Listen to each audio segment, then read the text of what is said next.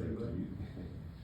Of course, the final day of the year, I know you want this to be, new beginning, so to speak. So what's it going to take today to end this slide and get one of the better teams not only in the NBA but the Western Conference? Yeah, I think the last two games we've played, New York and OKC were two of the top teams in the league, obviously. And, I've maintained this from the beginning that I think for us to get better, there's a certain way we need to play. It plays to our strengths, and I think we've done that the last two games. And I told the team it'd be great to get a win out of one of those or both or whatever, and have that be affirming. But I think we're playing. We play good basketball both those games, and often, the scoreboard, so to speak, doesn't reflect that. But we're this season, we'll continue to be presented with challenges with guys out, our primary guys out and back. And, that's something we need to continue to manage and work through. And we get another opportunity tonight, as you said, against a really good team. You guys get Kristaps back today. Just what for you has been sort of the challenge of having him out, reintegrating him back into the lineup, having him out, just sort of that up and down? Well, anytime you have a player, and you can say this for both he and Trey, that going into the year, you look at, two of our primary, most productive guys that people are pointing towards, and when you plan on creating things and executing things that play to their strengths. So when they're up, you adjust, and when they come back, you adjust again. And those adjustments, even if they're made,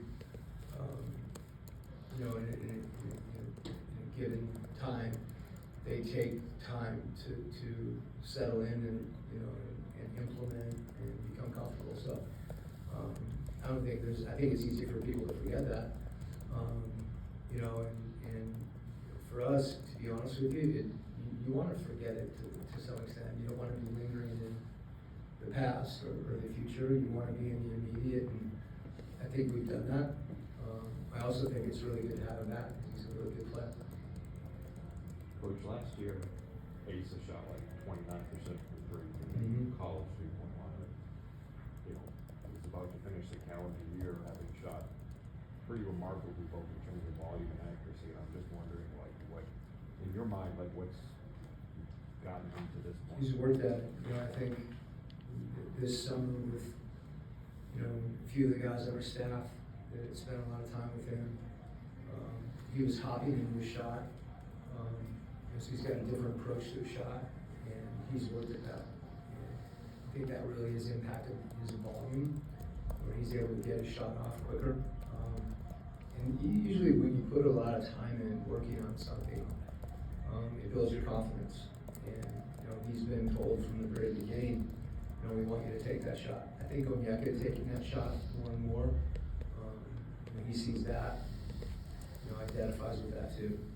So some of it's just, the NBA is different than college as far as his role on our team.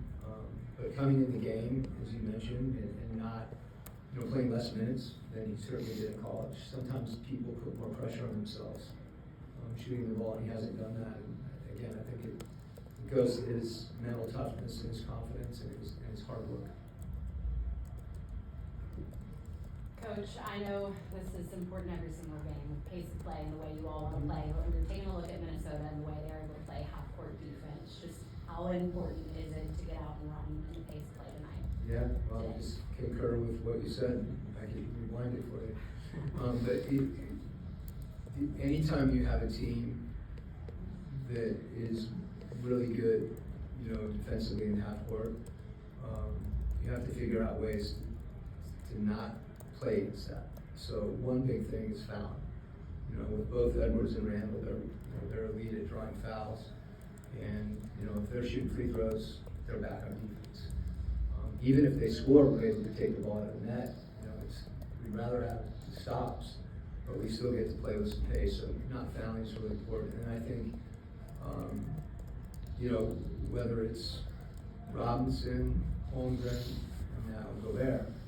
You have, you know, back, three of the best shot blockers and rim protectors in the league. So even if we do get into a half-court game, which invariably happens, I shouldn't say half-court game, on the possessions that we are playing with more set defense, it's even more important for us when we do get in the lane to have our eyes out, and not, you know, challenge those guys at the rim. And that's something we watched from our Oklahoma City game. We got a lot of eyes out threes, because we do want to break the paint.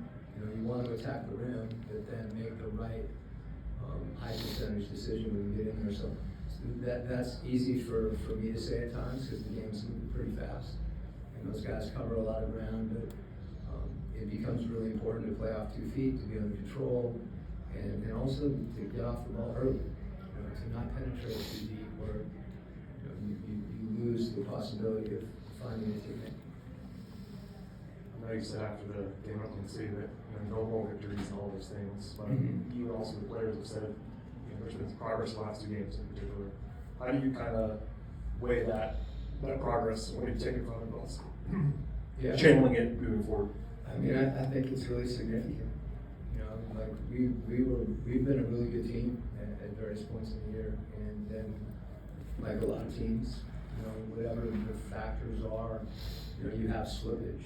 And so to see that, you know, go the other direction, particularly, you know, playing what we did in New York, you know, a single possession game, and then going to OKC, you're playing against the world champs, and they've got their whole roster, I guess minus Hartenstein, and we're missing Trey and Jalen and KP.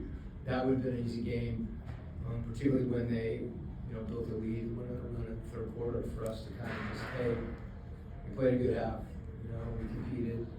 So I love the fact that we just kept grinding, and, you know, those things sometimes are the most important things that you take with you.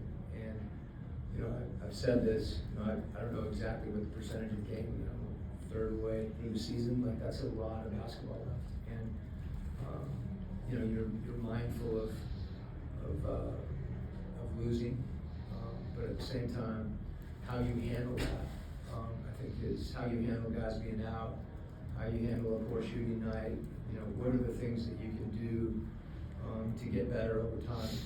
And that is my focus and will continue to be, because I do believe that there's a formula for us that if we do that, we might not win as many as, there'll be some games we lose where we feel like we played well.